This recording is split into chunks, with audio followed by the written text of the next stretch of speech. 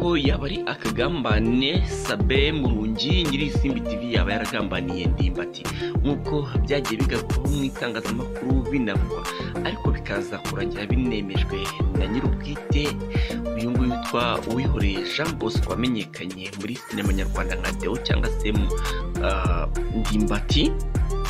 Uyu nguyu kabisa waje kubafungwa aregwa ibyaha by'uko ngo yafashe umwana ku ngufu utaruzuza imyaka 18 y'ubukure nk'uko amategeko y'u Rwanda abiteganya. Bivugwa yuko rero ngo Sabe yaba yaramugambaniye kugira ngo ibi byose bibe byamubaho.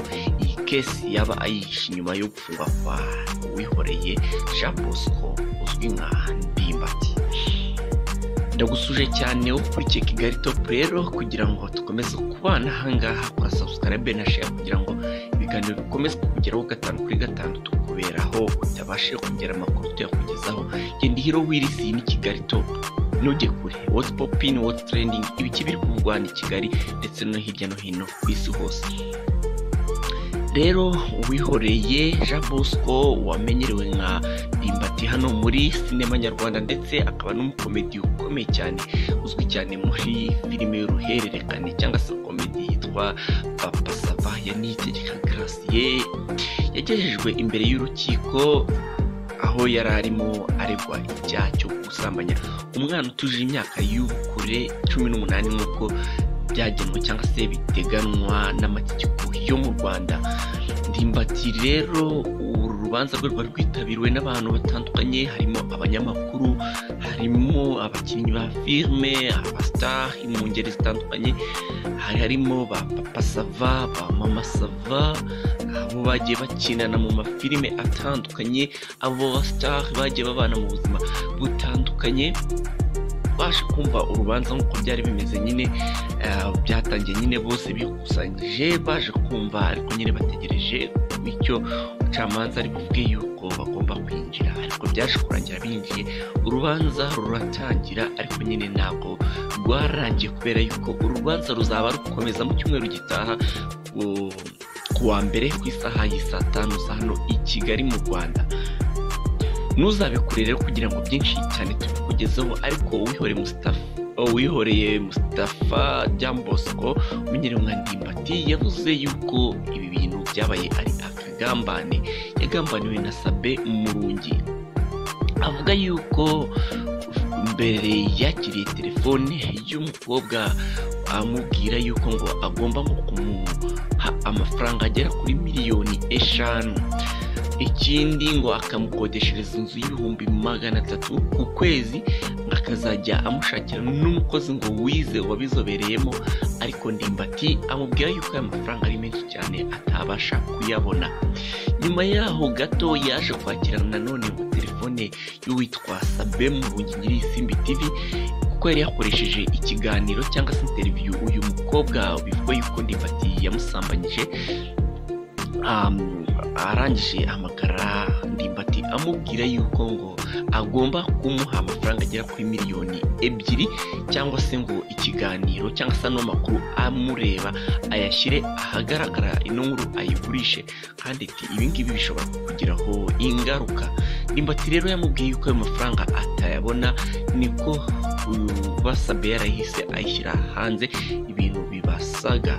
Kandi Ndimbati yakomeje avuga yuko ngo aba bana bemera ndetse yemera kubafasha, ahubwo ikibazo nuko batamwanditseho.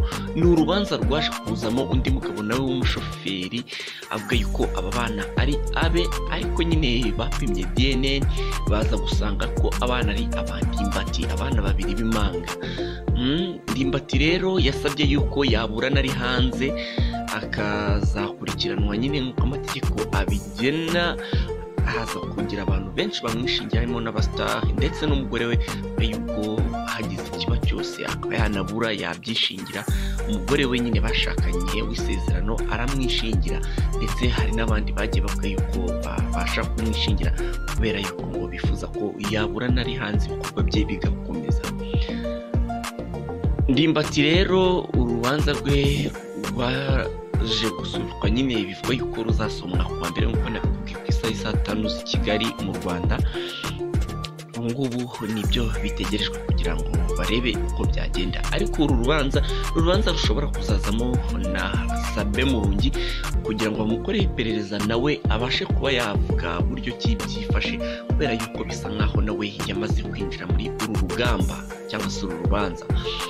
Sabin Murungi navuga yuko yaba atari ikintu cyiza bibaye kuko ari byo Sabin Murungi yaba yaragambaniye Ndimbati, ariko nyine nanone mu rundi ruhande nk'uko Marie Immaculée ukuriye Transparency International Rwanda agize icyabazwa na Yago TV show mu kiganiro cya Yago, yaje kuba avuga yuko nta kosa abona na Sabin, kubera yuko Sabin ni umunyamakuru kandi umunyamakuru agomba gutangaza inkuru, byaba ari ibintu byiza byaba ari ibibi. Task y'umunyamakuru ni ugutangaza inkuru, kandi ibyo ngibyo nibyo Sabin yakoze, yatangaje inkuru nk'uko byari bimeze nyine, cyangwa se nk'uko ariko kazi ke akora.